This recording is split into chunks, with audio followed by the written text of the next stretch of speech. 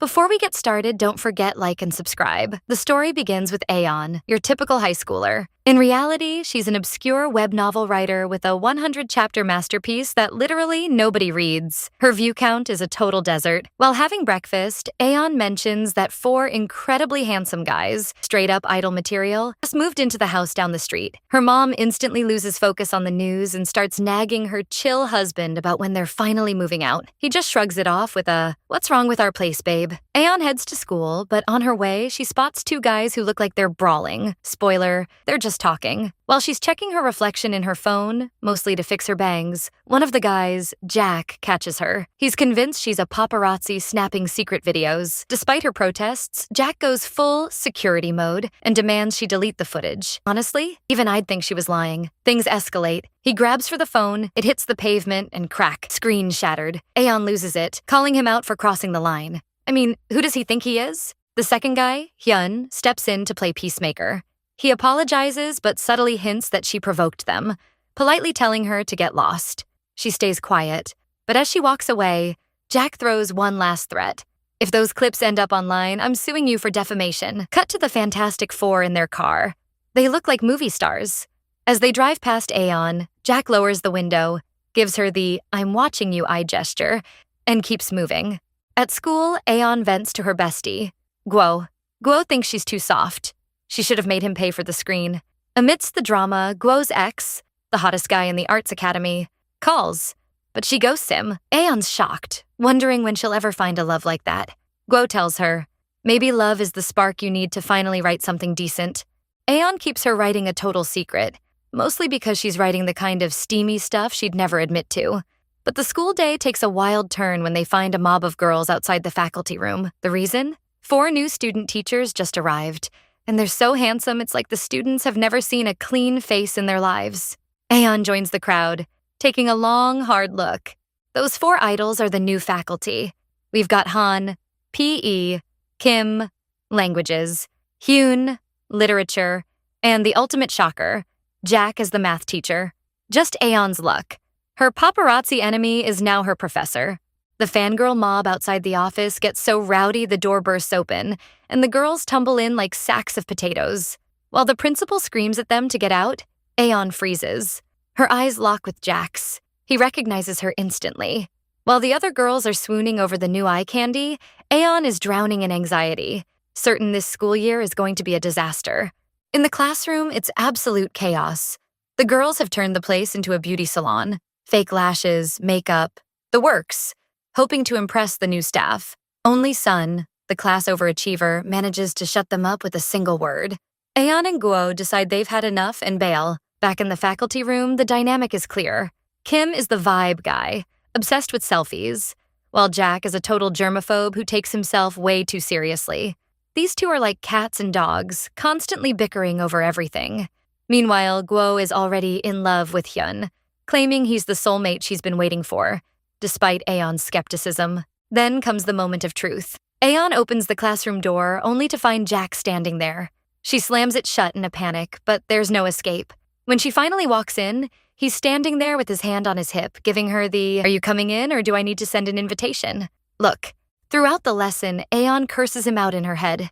During roll call, he skips Sun's name entirely, mentioning he knows her from a math competition.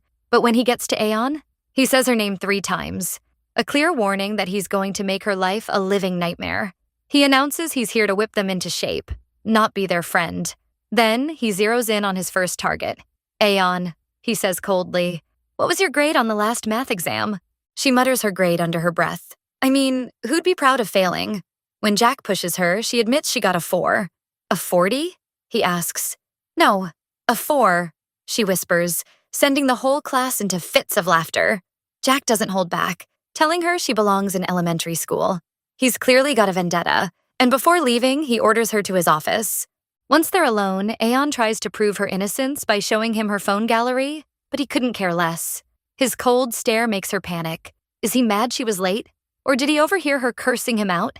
She offers a full apology, even a ransom if that's what it takes for him to back off. Instead, he humiliates her in front of the other teachers, mocking her grade. She tries to explain that math just isn't fun for her, but to a math lover like Jack, that's blasphemy. He calls math the language of geniuses and sentences her to a grueling 20-page report on a famous mathematician. Leaving his office defeated, she runs into Hyun. He's so kind and soft-spoken that she can't wrap her head around how someone like him could be friends with a villain like Jack. Back in class, she wakes up her classmate G, telling her Jack wants to see her. G looks like she's been through the ringer and is in no mood for talk. In the office, Jack grills G for being late, labeling her as undisciplined. He gives her a final warning, but another teacher chimes in, telling Jack he's wasting his breath trying to change these students. The vibe shifts completely in Hyun's class. The girls are glowing, especially Guo, who's living in a total daydream. While all the other teachers are fan favorites, Jack remains the resident nightmare. His only golden child is Sun, whom he praises for actually having a brain. One day, Jack asks about G's whereabouts. Aeon honestly mentions that G skips every morning and bolts the second the bell rings. For her honesty, Jack rewards her with cleaning duty. Later, as she's taking out the trash, she curses her big mouth. Even in Hyun's class, she can't focus on the lesson. She's too busy scribbling notes for her secret novel, turning her daily misery into inspiration. All Aeon is good at is observing Hyun, taking mental notes on his every move to add him to her story. Meanwhile, Guo is in a total daze. The second the lesson ends, she tells Aeon, "Watch and learn." The sweetheart runs after him to give him a chalk holder, worried that the dust might ruin his hands. Hyun, being the gentleman he is, doesn't want to embarrass her and accepts the gift.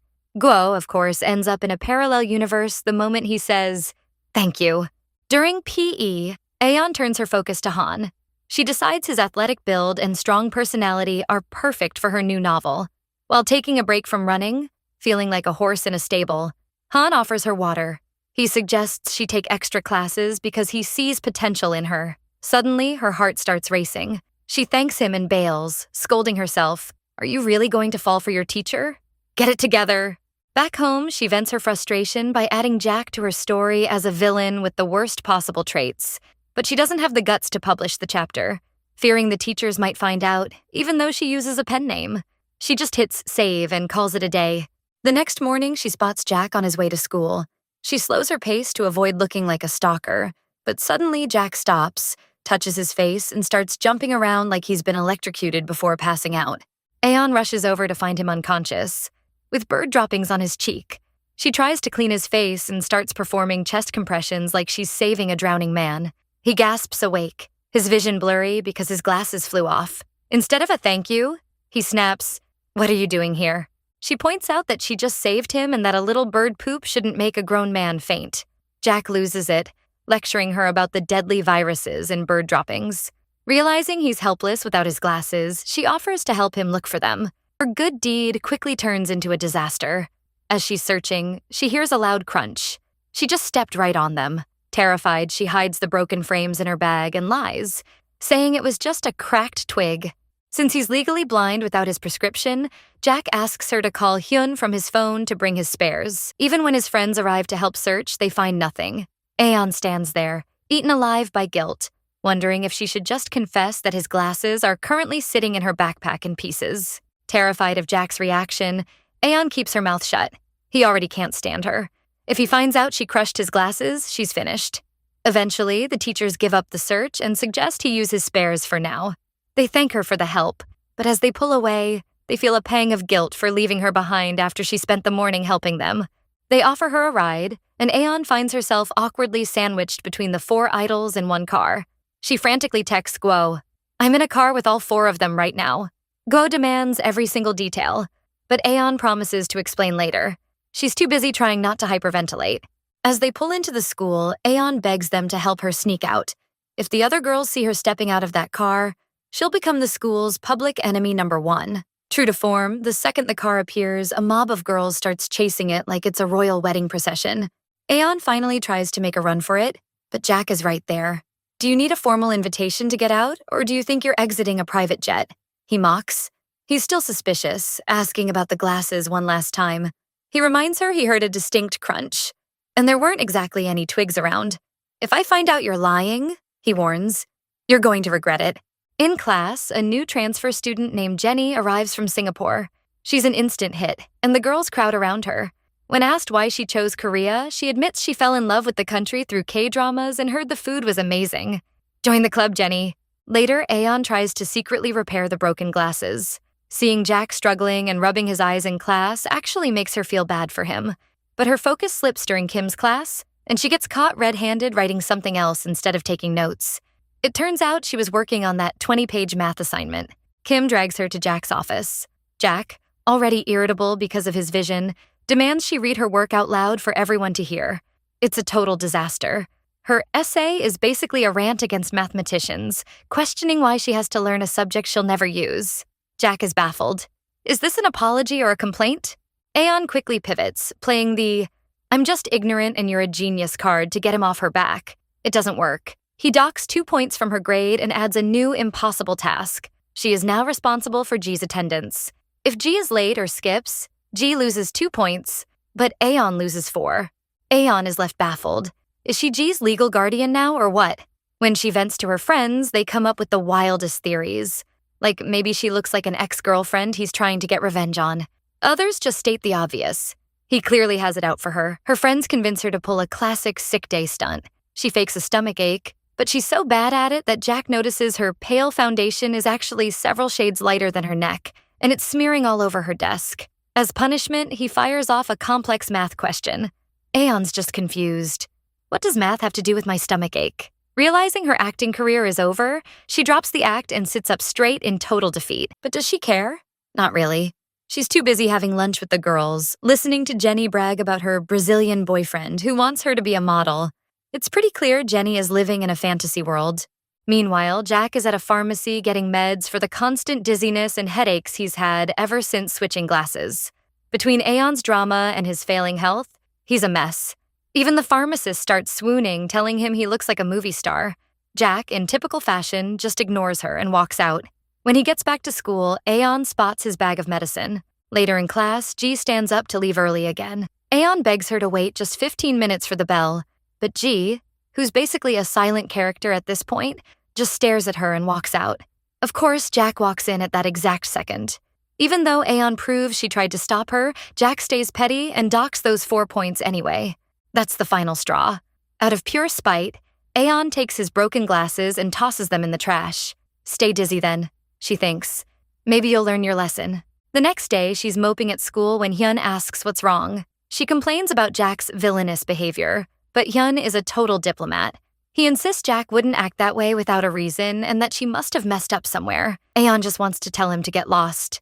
Honestly, if she just fixed those bangs of hers, maybe her luck would change. Feeling vengeful, she heads to the library to finally publish that scathing chapter about Jack. She hesitates for a second, then hits upload. Back at home, Jack is in bad shape. The headaches are so intense he can't eat or work. By morning, he's literally vomiting from the pain. He asks Hyun to call in sick for him. His friends are baffled that a simple change in glasses could wreck him this much. When Hyun takes over the class and announces Jack is ill, the room goes quiet. For the first time, Aeon actually feels a massive wave of guilt washing over her.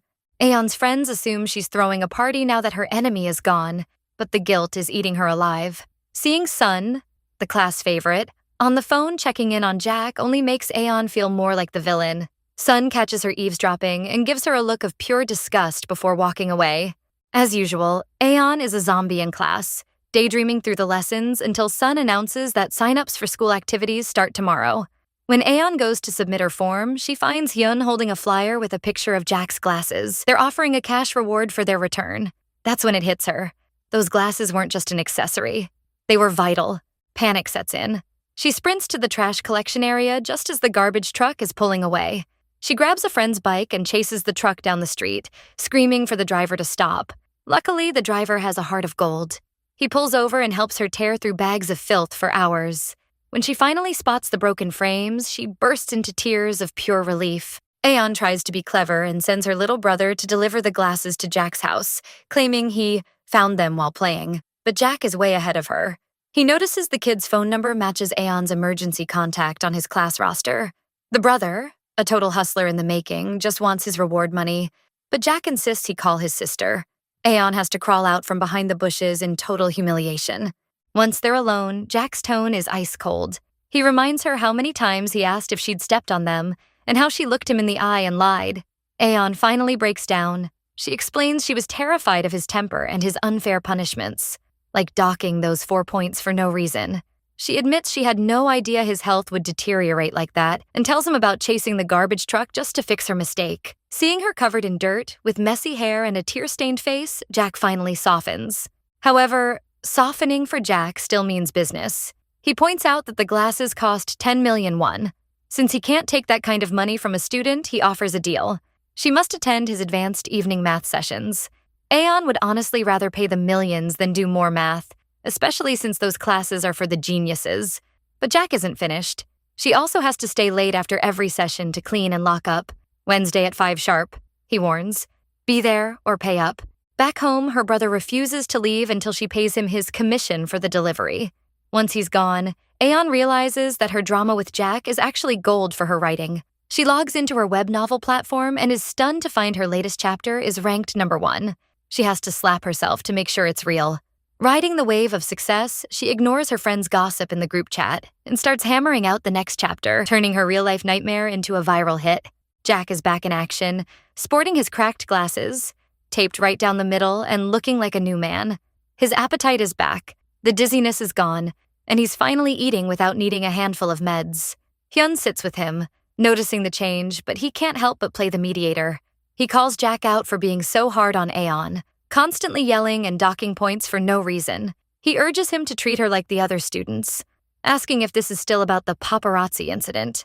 Jack, focused more on his meal than the lecture, finally drops a bombshell. He knows perfectly well she didn't take any videos. A stunned Hyun asks the obvious question, then why the hell are you putting her through the ringer?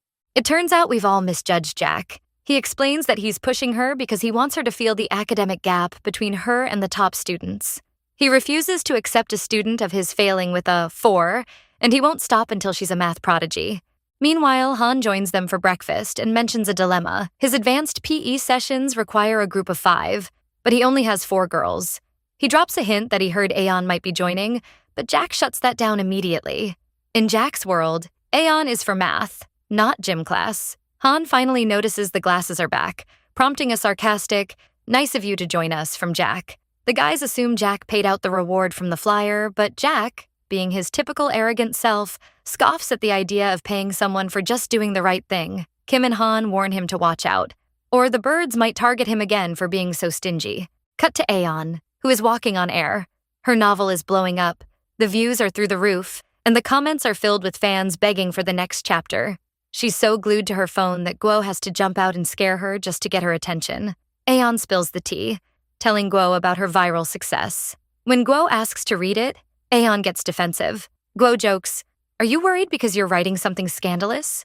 Only creeps write that kind of stuff." Aeon just gives her a look, dying a little inside, and quickly changes the subject. Later, she heads to the faculty room where Han spots her and lights up. "Well, if it isn't our star student," he calls out.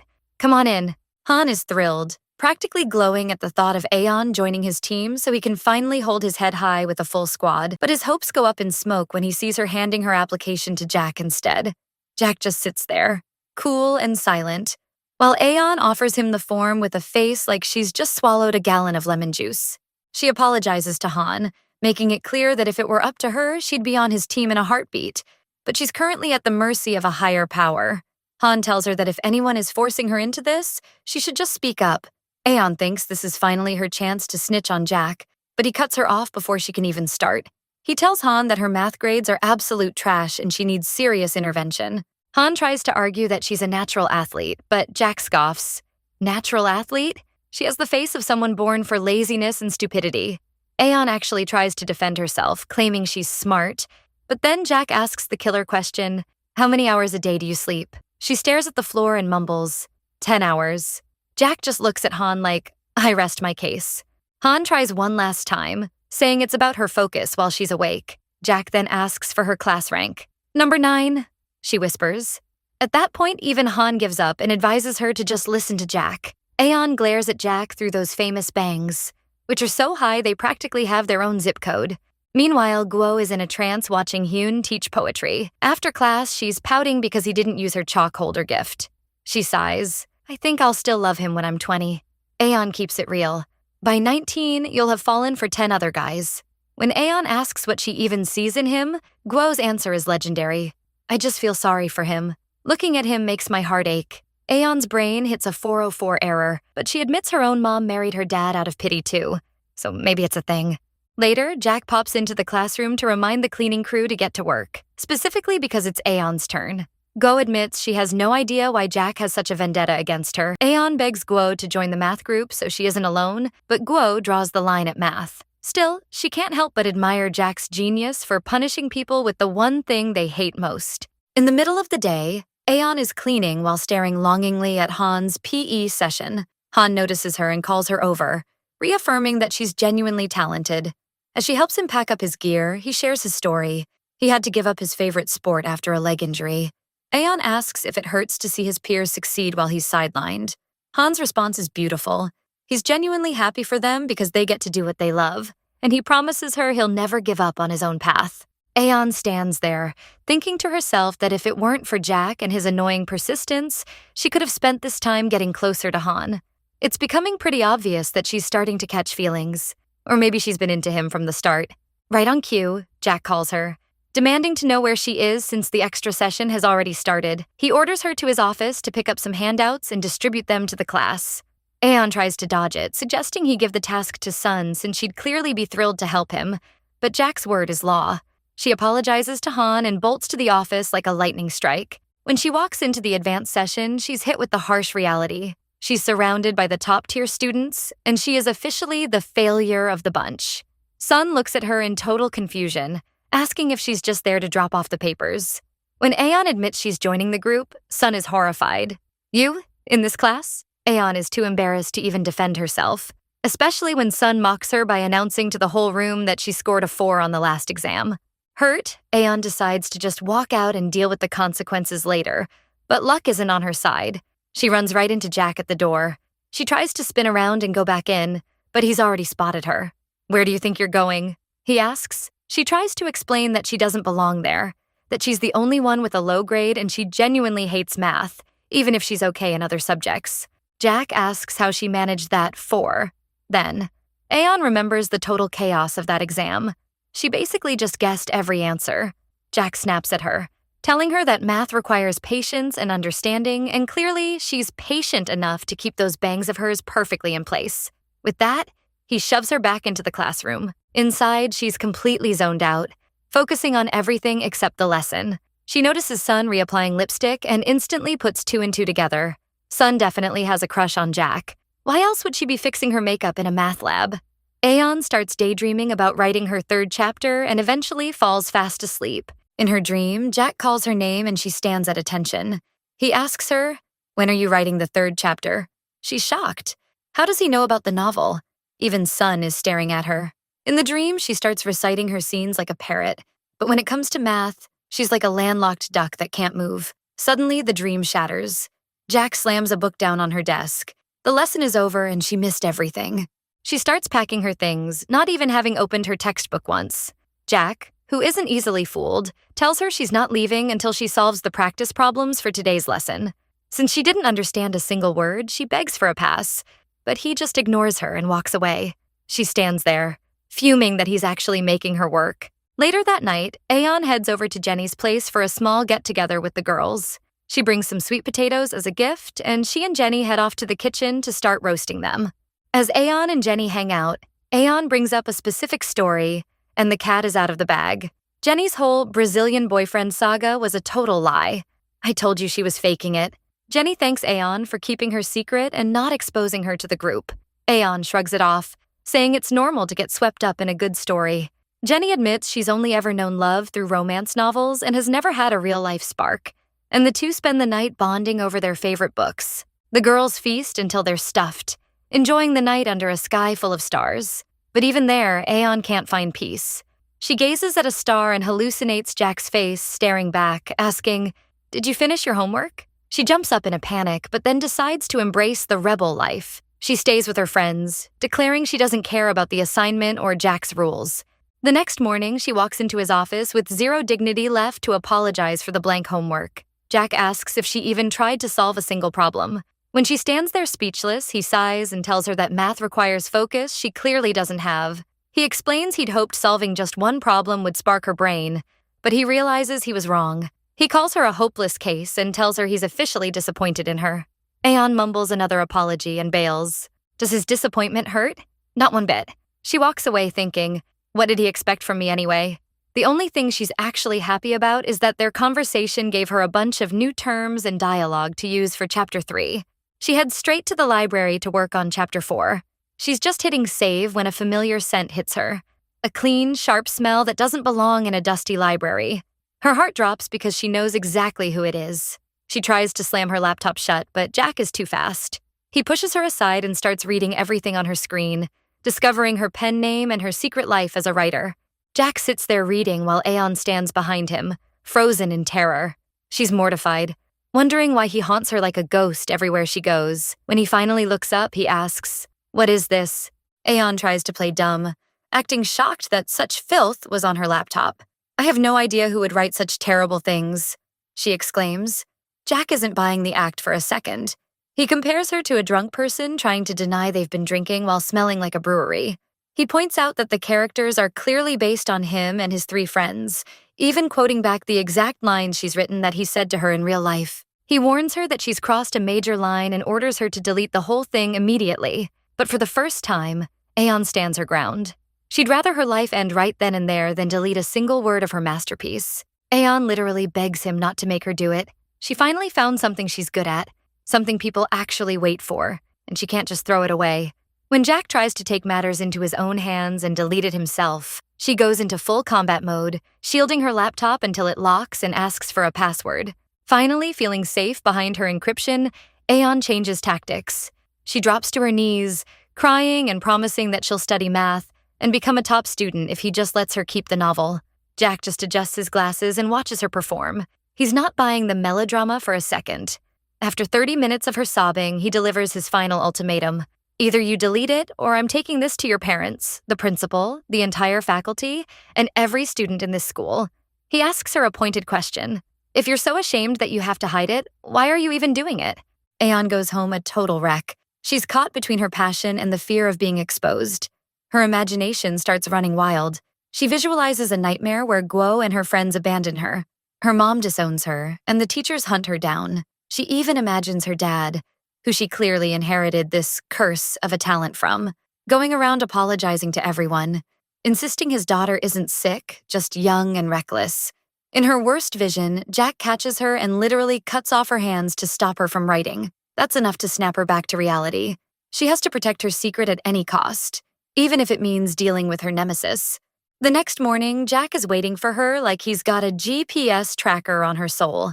He leads her to a counseling room. Surprisingly, he tells her he doesn't have a problem with her being a writer or having passion. His problem is the trashy content. He says it's as irritating as those bangs of hers.